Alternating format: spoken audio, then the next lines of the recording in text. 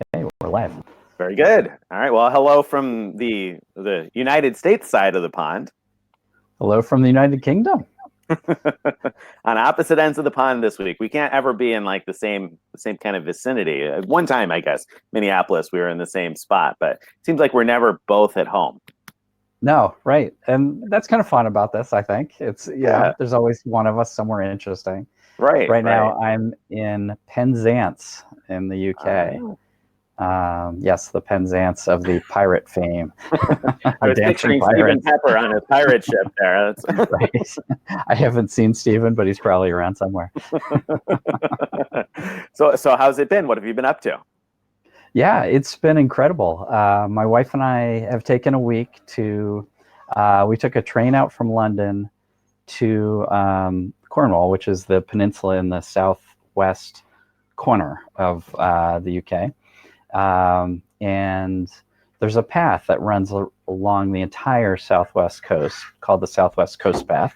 And yeah, what we did is we picked the furthest out point of the path, the furthest west tip of it, and found a tour company that will basically book inns at little villages like along the way, and will schlep your stuff from one end to the next, and you hike along the coastal path around the peninsula.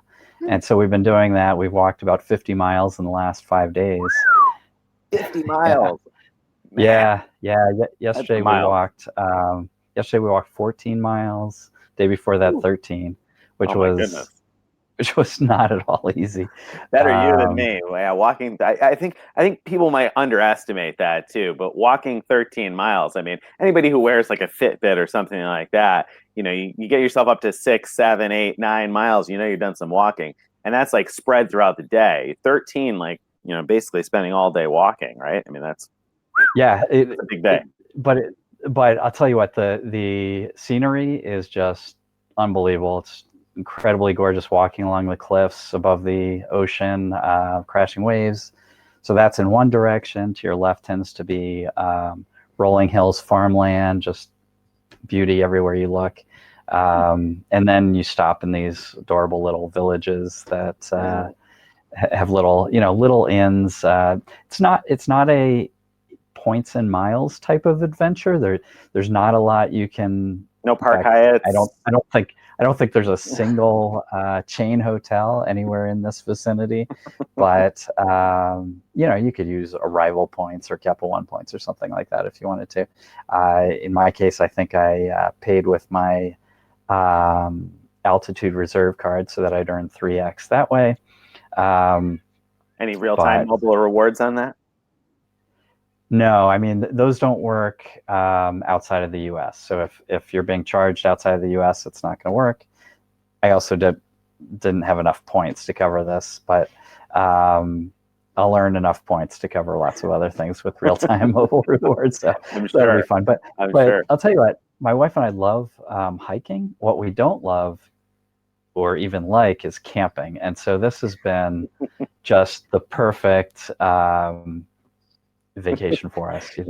I hope my wife doesn't watch this, because we've been seeing your pictures, and the pictures look incredible. And I have to admit, they look really beautiful. Not exactly what I picture, I guess. I don't know what image I had of southwestern England, but it's gorgeous. It's really pretty. And like day after day for the last week, she's been saying, boy, I'd really like to do something like that. Wow, that looks really good. We really ought to try that. And I'm looking at the cliffs thinking, my fear of heights is not going to hold up to it at all. No, not really a good match with that. But now you say this, she watches.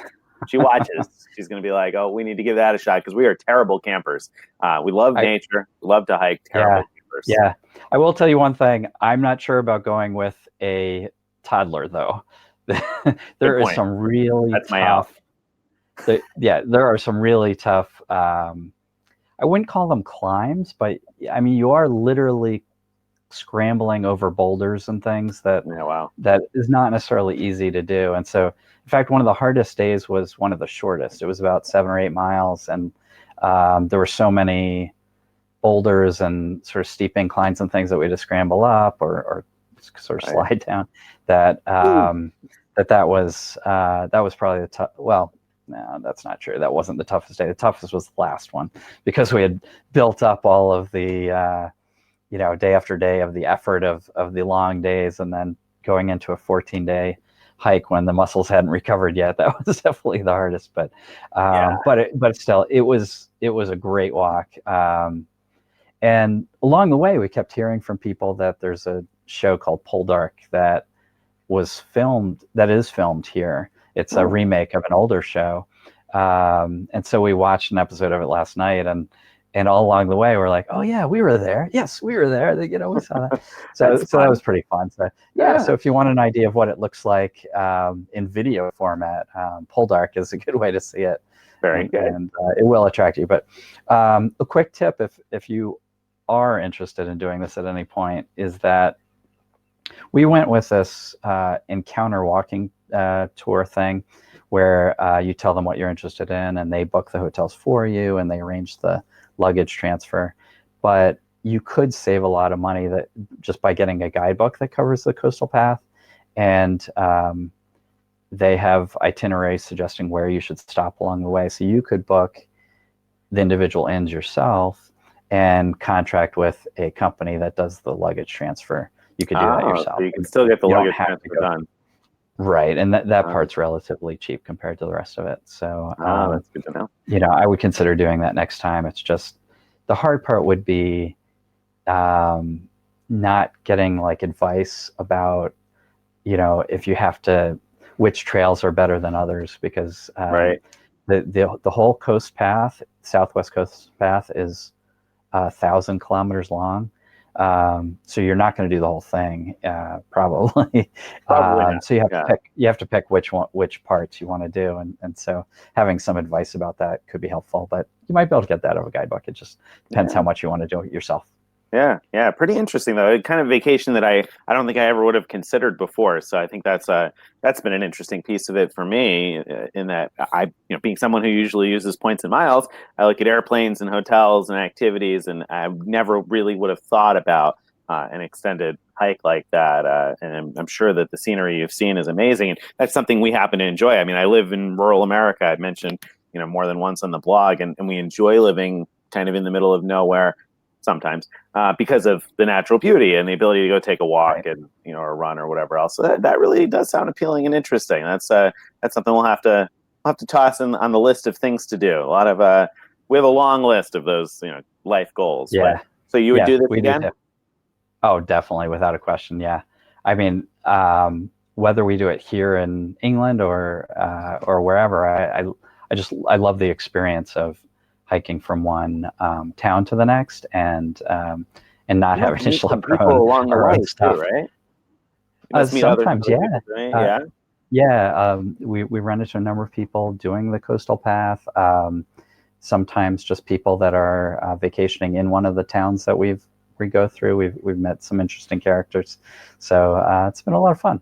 Nice. Sounds like a good time. Sounds like a good vacation. Well, while you've been out there vacationing and enjoying things, Stephen Pepper, I think, has been at his computer sweating about what he's going to do for the 40K Faraway Challenge. He sure has. So he's written a couple posts for us now, but this week he wrote about what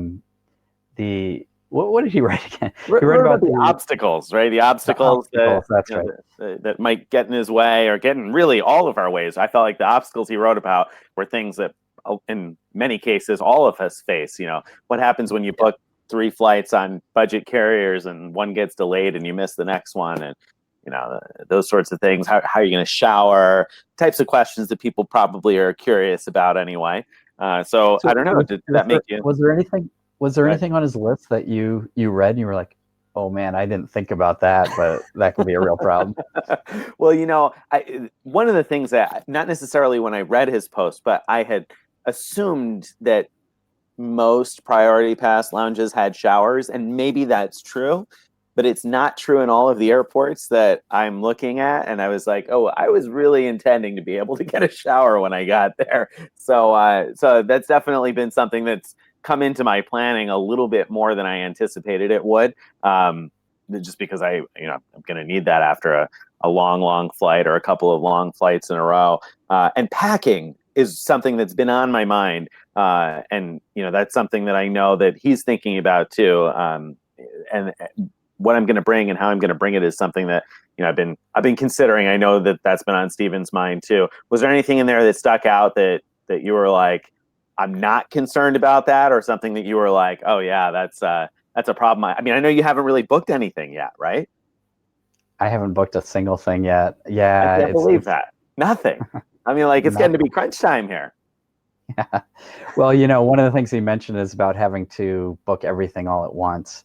Yeah. And in a way, because I'm focusing on this United Excursionist thing, it's I feel like it's even more true for me than potentially you guys. Like, so if once I pick an excursion flight that I want, right, I have to be ready then to pick the at least the outbound flight that triggers that excursion. And since I want that outbound, ideally that outbound will position me for a flight. I'll give away something, an international flight. Then I have to have all those pieces together, and so that's been tough. But I think I'm getting close. I have two scenarios that I'm really excited about, and the one I'm most excited about, there's one piece that I still need to figure out if it's possible to do.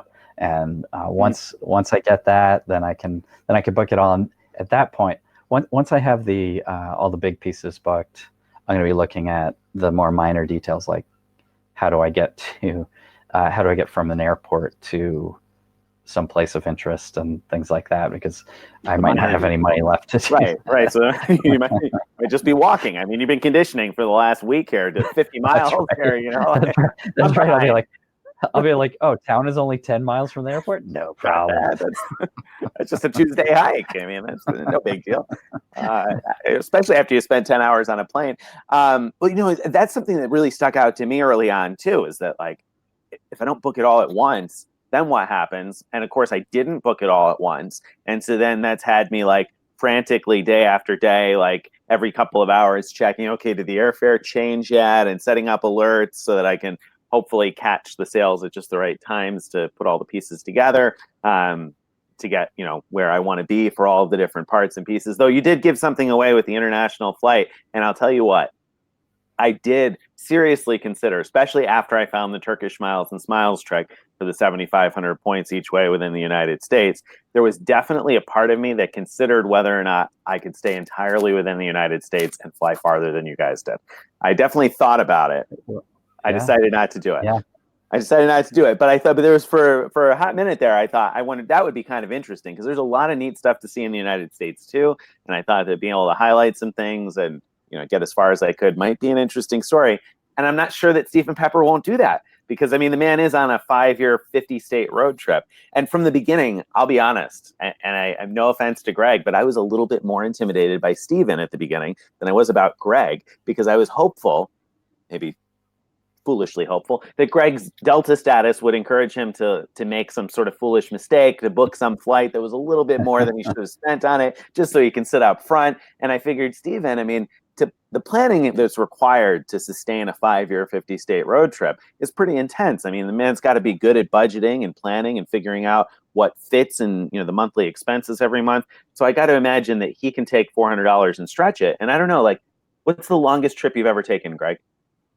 Can you think, like, the longest time you've been away from home? Like, do you ever backpack through, like, some area, or take a long road trip across the country or something? No, I mean, to be honest, I don't know if it's been more than, I don't know, 2.5 weeks, something like that. I mean, I have not done on 19 months at this point. So, like, I was a little concerned about that. Yeah.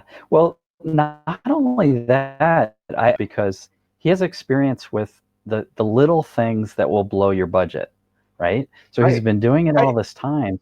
So he knows much better than I think you and I do, about, like, those things that are kind of unavoidable that will come up.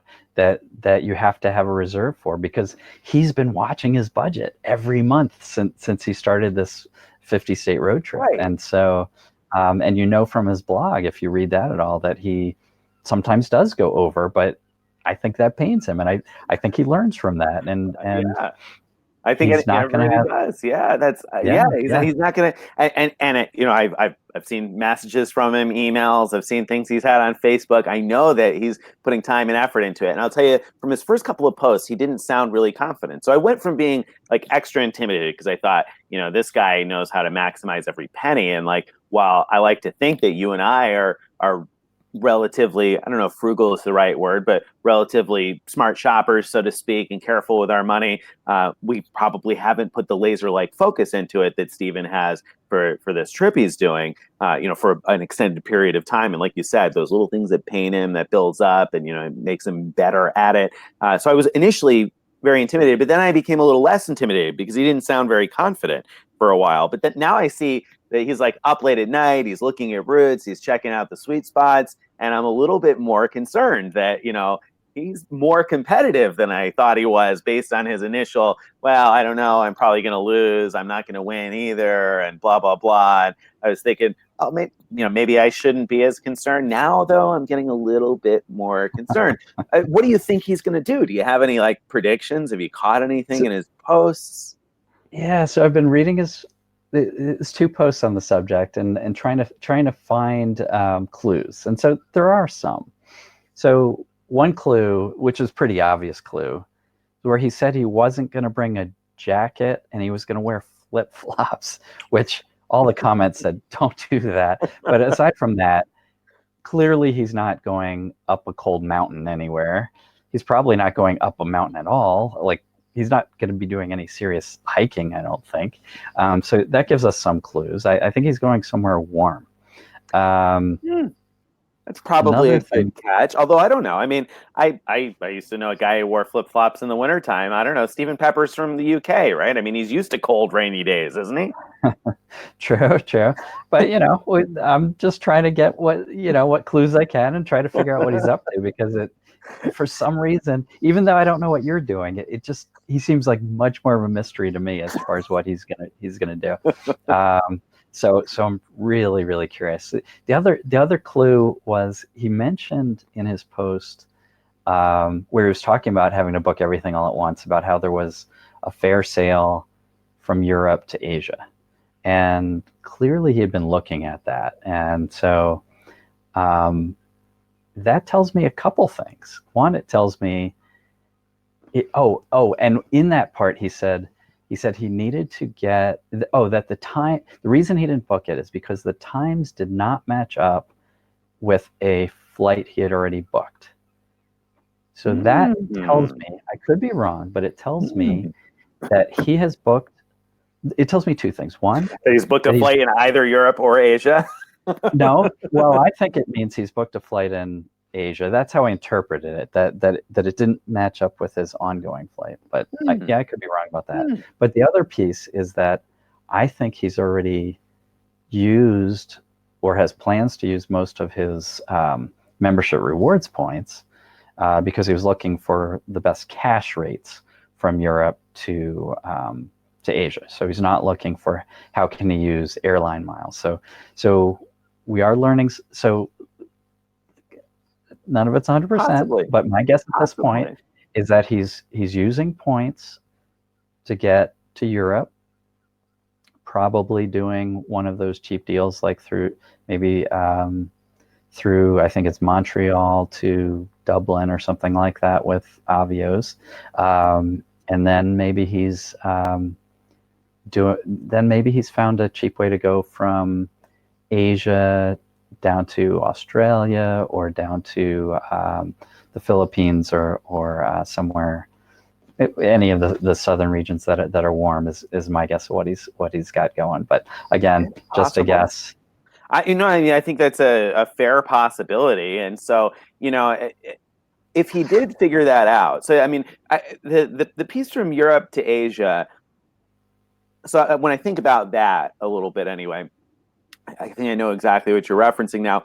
I think the trouble is that flights from Europe to Asia often cost a lot of points. Now, I don't know how well he shopped around because there are some deals between Europe and Asia, but a lot of them cost too many points. I'm thinking more points than he's willing to spend. So there are also a number of cheap fares. So I don't know. I'm not sure if I necessarily think his membership rewards are all gone. He just might be looking at it from the smart standpoint of, well, there's enough cheap prices that it's not worth using the points because I can book them cheaply. And I got to say that one of the things that's been most salient about this challenge for me, right from the beginning, really, when I really started intensely looking at stuff, is that really, if you want to fly mostly in economy class, chasing good airfares is almost better than having points for award flights. There are some award flights that are standout values, but for economy class travel, they are much less of a standout value than business class and first class flights. Often you can do as well or better with good cheap fares. So maybe he's discovered that. But let me tell you this: if he does get to Asia,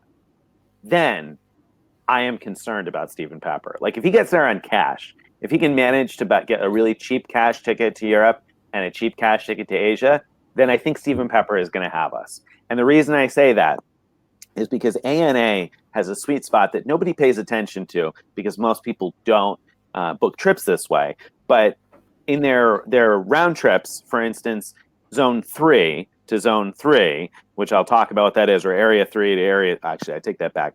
Oceania to Oceania is 30,000 miles round trip. So if you were to fly anywhere in Oceania to anywhere in Oceania, 30K round trip. Now, the interesting thing is they have routing rules about where you can't route through.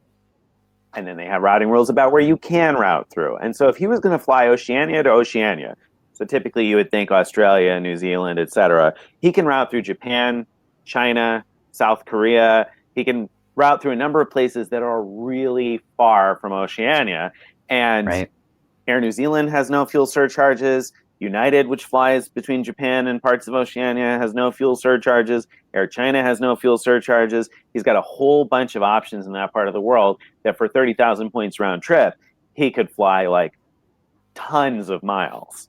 And if you put something together with a few segments, I mean, that could get crazy. Yeah. But keep in mind, no fuel surcharges doesn't mean no taxes or fees at all, right? Absolutely true. So, the example he gave of the flight from Europe to Asia was $300 and something. That'd be most of his cash budget. How would he have any money left for?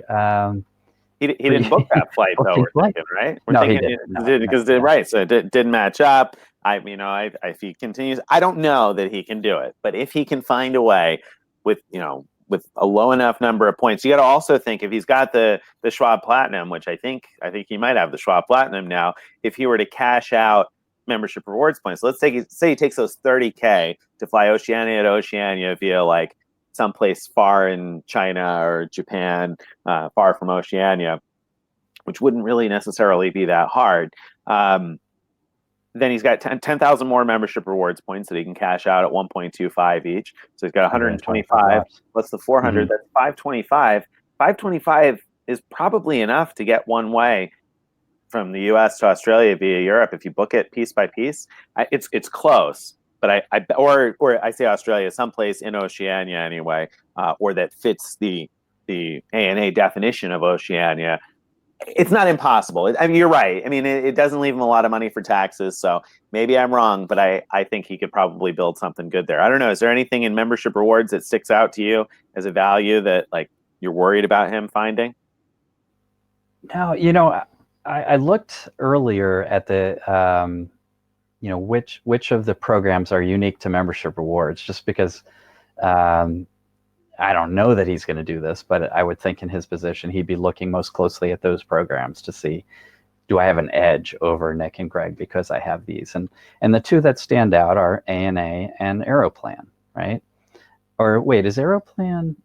Aeroplan's Aeroplan's Capital One, but none of us have Capital One. That's the other one that it showed up, right? So I looked at the Aeroplan award chart, and he mentioned something about how all the sweet spots are for business and first class travel, and boy, he's right. Look at least a lot of them are, yeah. Scanning through the Aeroplan award chart, it's like, wow, that's not like for economy, it's not special. I didn't see it. Nothing jumped out at me at all as like, wow, that's a good value. Now ANA is more complicated, and you just pointed out a good sweet spot there. What else? Would you think about? The other thing that now this might get thrown out because of what you said about him perhaps having already booked a flight to Europe, but a thing that I would have considered, I think, if I were Stephen Papper, would be using Etihad to fly Royal Air Maroc, because for 22,000 miles, he could have gotten from the East Coast of the United States to anywhere Royal Air Maroc flies. So that could have gotten him to the Middle East. It could have gotten him tons of places in Africa, and that's a pretty decent distance to cover. If you were to get to some of their farthest points, they don't fly all the way to Asia, but they do fly all the way to Asia. They fly to the Middle East, which is technically Asia. They don't fly to what we typically consider as Southeast Asia. But if you were able to pair that up with a word chart that considers pieces of the Middle East as part of Asia, then I think he might have something good going there. So I probably, if I had membership rewards, I think I would have looked pretty hard at Royal Air Maroc, but the fuel surcharges and taxes might have priced that out. So that was probably one of the first things I would have looked at, though.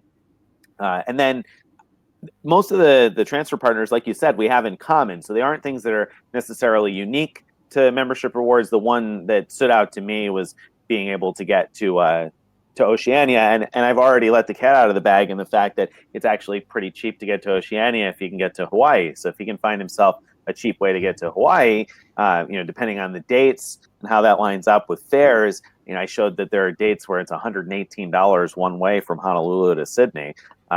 So getting just to Honolulu, if you were to ignore going to Europe, then you get to Oceania, take advantage of the 30K round trip on ANA, maybe even get off the plane somewhere on the way back and not fly all the way back to Oceania if he's still got money left to catch another deal somewhere else. So maybe he could get to Hong Kong, and he wouldn't quite have 12,500 miles left at that point. Maybe he could have enough cash to buy a few miles, though, be able to fly that Virgin Atlantic route from Hong Kong to London. What are the fuel surcharges on that one?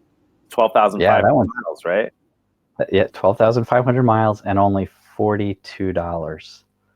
That is a killer deal. And that was the other thing I forgot to mention, that I was thinking when he talked about having a flight from Asia, or when I guessed that he had a flight from Asia, that it might be that, because he also had a transfer bonus he could have taken advantage of. So right. It wouldn't have cost him 12.5. It would have cost him, I think, 9,000. Like that. Yeah.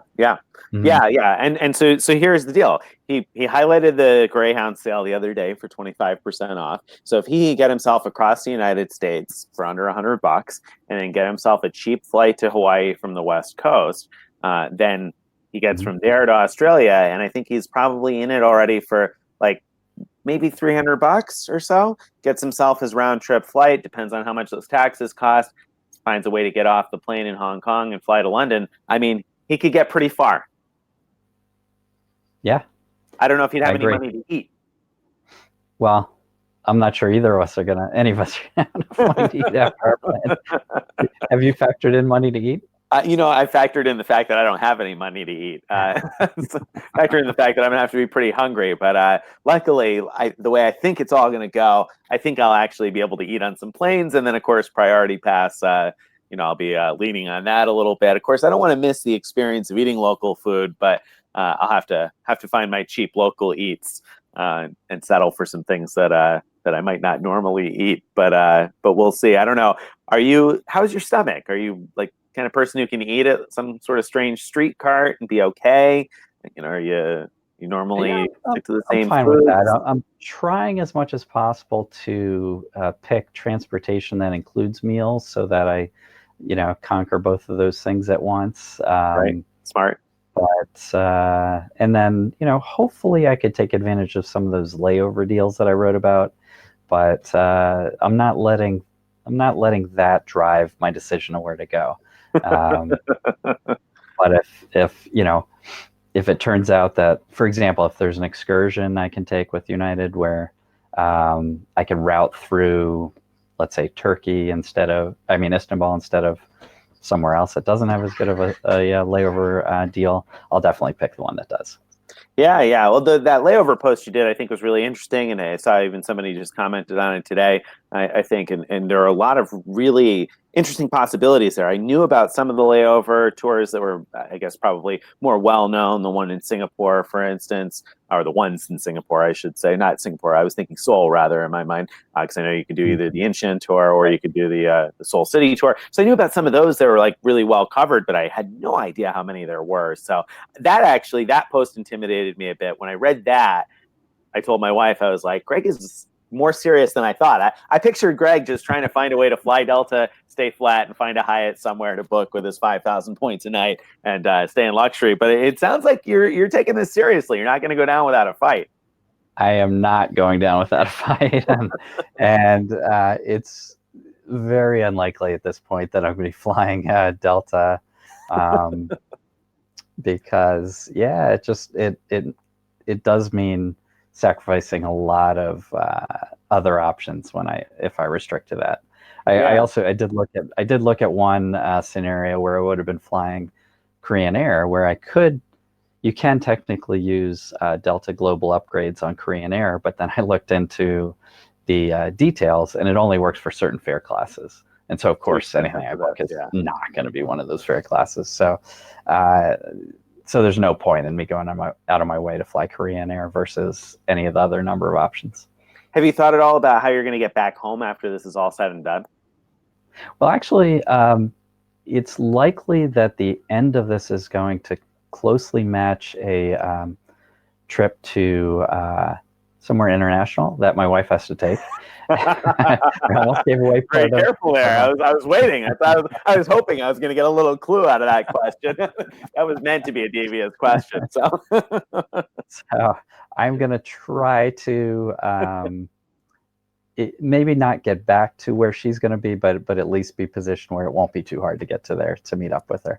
How about you? Are you going to try to get back? Oh, I mean, I'd like to come back eventually. Yes, my family would enjoy seeing me again. So yeah, I'm going to get back. I've probably put, I'm not going to say as much time, but more time than I might have anticipated into looking at, okay, how can I get back after I've done all this travel and I've not eaten and I'm tired and dirty and I need a shower and some laundry. I've definitely thought about, okay, what are the really comfortable ways I can get home? And I've definitely been putting time into like, okay, so which routes have these seats or those, and where am I going to get the right kind of meal? So I've definitely put some time and thought into that. We'll see, because at this point I'm not sure exactly how it's going to end up. I'm going to say not where, but how it's going to end up. So possible that my wife might come and meet me at my end point, which will make a difference as to how many seats I need to be able to book on the way home. So we'll see. But I almost put something on hold today for the way home, thinking, that might be a good option. But I've definitely put some thought into that because I want to be comfortable after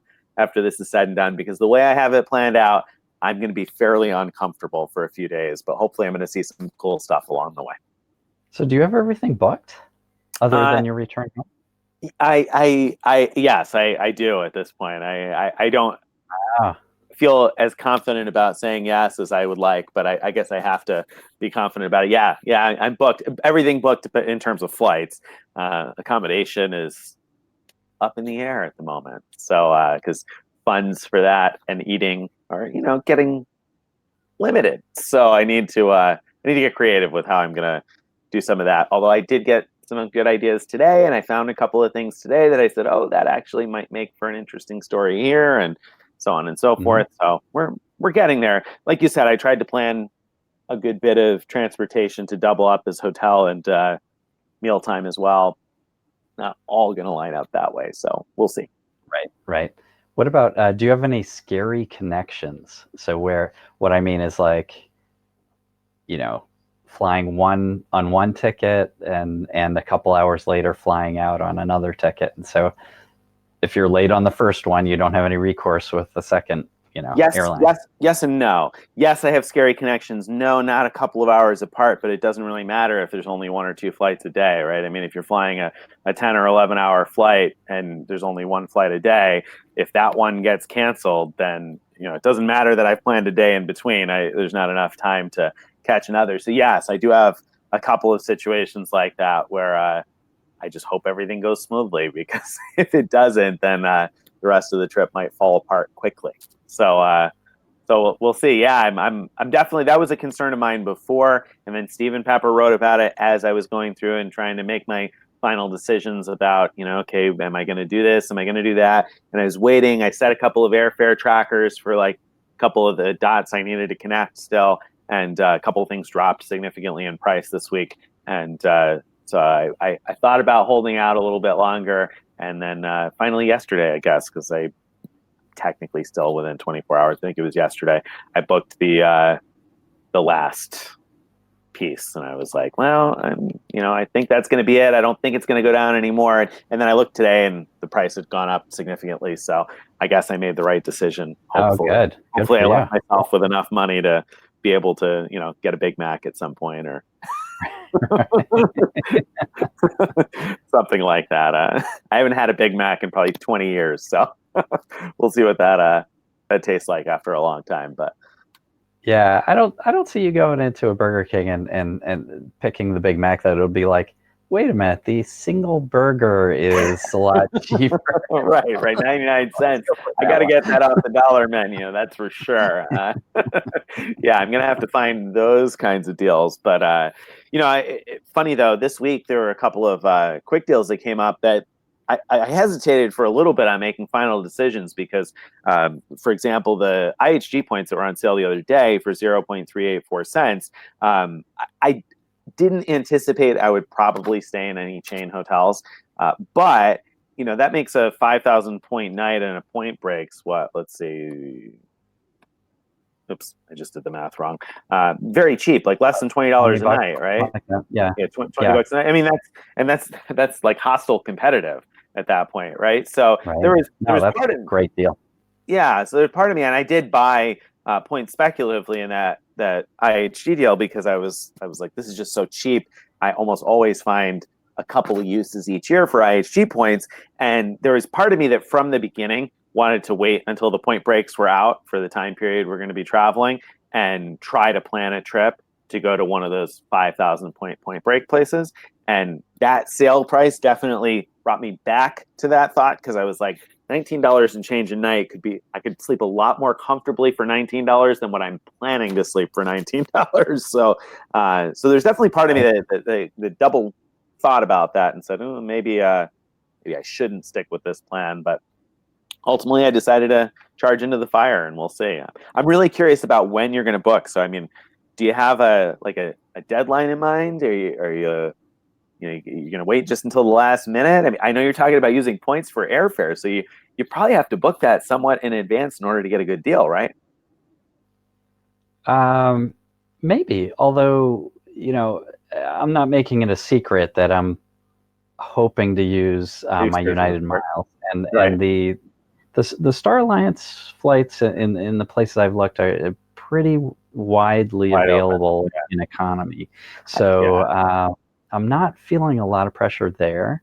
There are pieces where I definitely need great deals on paid flights, and so I've been watching that like a hawk, just like you talked about. But right now, there's, as I said earlier, there's just one piece that I'm not even sure is possible, and so I need to confirm that it's possible. I've been taking this week off as a break, so next week I'll check whether it's possible. If it is, I'll probably go ahead and book the whole thing.